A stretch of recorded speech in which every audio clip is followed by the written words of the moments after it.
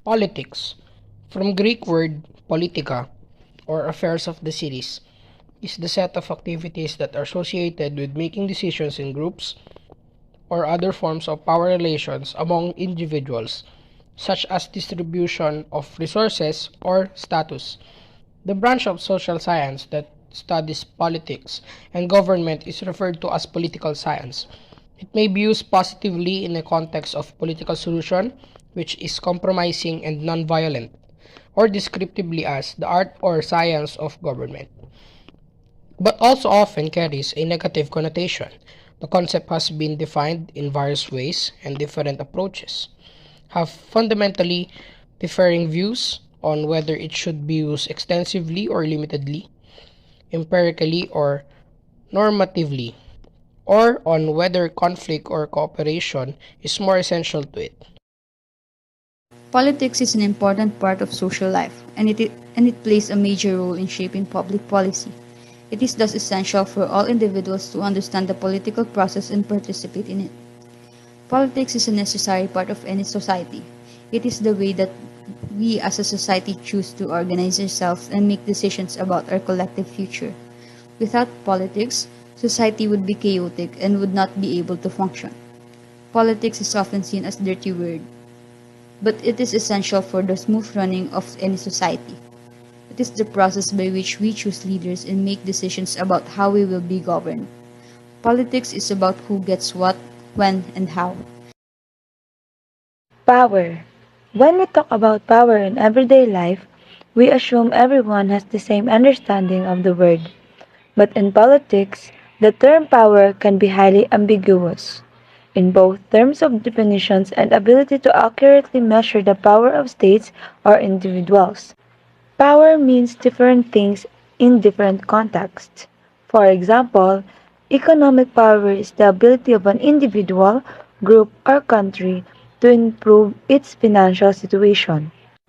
From a political perspective, power is the ability of politicians, leaders, and others to influence policy in a government, thereby controlling what decisions people and countries to make. Political power is exercised through various power dynamics between political parties, social classes, and ethnic groups in all nations throughout the world. Political power comes from the ability of politicians and others to influence members of the public and other members of the government to pass the policies they desire. The exercise of political power has several inherent risks, including: first, exercise of one's political power could influence the exercise of opposing power against their policies. Second, exercise of political power could cause resentment in the public. And lastly, exercise of political power could cause one to come under scrutiny. So now, we will tackle about order. In business or commerce, an order is a stated intention, either spoken or written, to engage in a commercial transaction for specific products or services.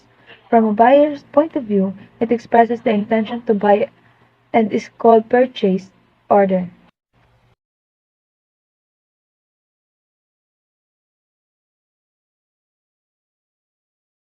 The state is a nation or territory considered as an organized political community under one government. The state is the composite of the three elements, which is a population. It is the state of a community or a persons. And the second is the territory, the essential element of the state, because it is an area of land under the jurisdiction of a certain leader. And the third is the government, is the organization or the machinery of or agency or magistracy of the state which makes, implements, enforces, and adjudicates the law of the state. And the fourth is the sovereignty, is the authority of the state to govern itself or another state. And the second topic is all about the government authority. Government authority means any national, provincial, municipal, or local government, administrative or regulatory body or department, court, tribunal, arbitrator, or to any body that exercises the functions of a regulator. All of them are exercising the three inherent power of the government, which is the police power, the power of eminent domain or power of expropriation, and the third is the power of taxation, that composed of the three purposes, which is for the public good or welfare, a police power, for public use, or a public or power of eminent domain. The third is for revenue.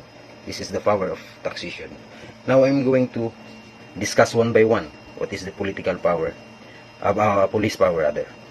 Police power is the power of promoting the public welfare by restraining and regulating the use of both liberty and property of all the people. It is considered to be the most encompassing of the three powers. It may be exercised only by government. By the property taken in the exercise of this power is destroyed because it is noxious and intended for a noxious purpose. It lies primarily in the discretion of the legislature. Hence, the presidents and the administrative boards, as well as the lawmaking bodies on all municipal levels, including the barangay, may not exercise it without a valid delegation or legislation power. Municipal governments exercise this power by virtue of the General Welfare Clause of the Local Government Code of 1991. Even the courts cannot compel the exercise of this power through mandamus or any judicial processes. Legitimacy. What comes in your mind when they say legitimacy? Legitimacy, proper acceptance of a government political regime or system of governance. The word legitimacy can be interpreted in either normative way or positive way. Gaining legitimacy is a need that is not restricted to liberal democratic regimes, but is considered a basic condition of rule because governing regimes without at least a minimal amount of legitimacy would face deadlock or collapse. Therefore, every regime seeks to justify its regime, and this justification can be based on various concepts. In history, there have been competition and change between different concepts of legitimacy. Social justice. What comes to your mind when say social justice?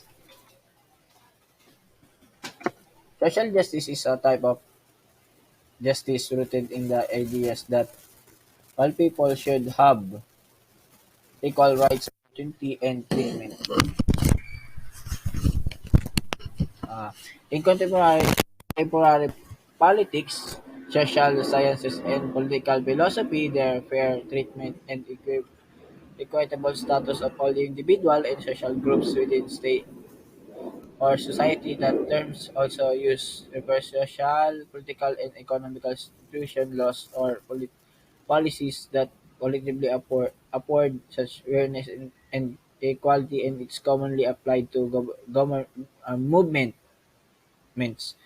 that seek fairness, equality, inclusion, and self-determination, or other goals for currently or historical oppressed, exploited, or marginalized populations.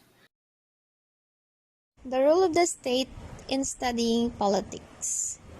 Under the new design, the role of the state government is to promote the state economy and to take operational control over the most government programs for individuals, such as social programs and risk management.